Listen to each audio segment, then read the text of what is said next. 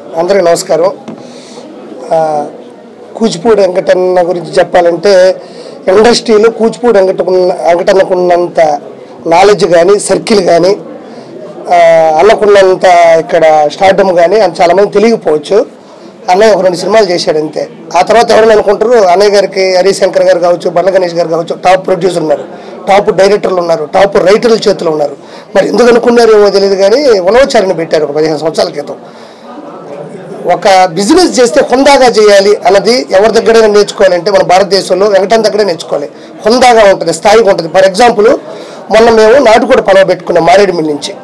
ఏముందిలే చేస్తానులే అన్నాను అనుకున్నా. నేను వాస్తవం చెప్తాను, ఈ హైదరాబాద్లో నాటుకోడి అని చెప్పి ఫేక్ చేష్టలు చేసేవాళ్ళు ఉన్నారు.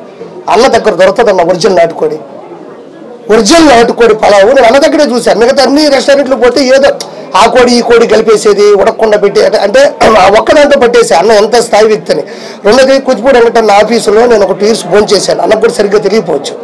అప్పుడు నేను అసిస్టెంట్గా పనిచేసేటప్పుడు అన్నానికి లేనప్పుడు అన్న ఆఫీసులోకి వెళ్ళి డైరెక్ట్గా కిచెన్లోకి వెళ్ళి తినేవాడిని.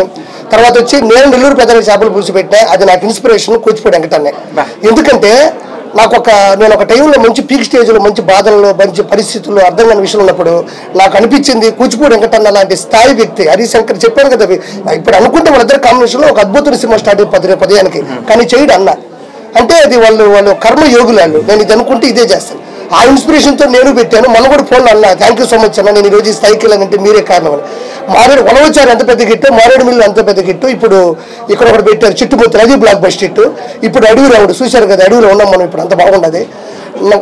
అన్నతో అసిస్టెంట్గా చేయాలని వచ్చాను. భగవంతుడి దేవల్ల నేను ఒక మంచి స్థాయికి వెళ్ళి ఈరోజు ఒక పెద్ద మనుషుల మధ్యన కూచిపూడి వెంకటన్న మధ్యన ఉన్న. థ్యాంక్ యూ సో మచ్ అన్నయ్య. ఇది చాలా పెద్ద హిట్ అవ్వాలని మనస్ఫూర్తిగా నేను కోరుకుంటున్నాను. Thank you so much.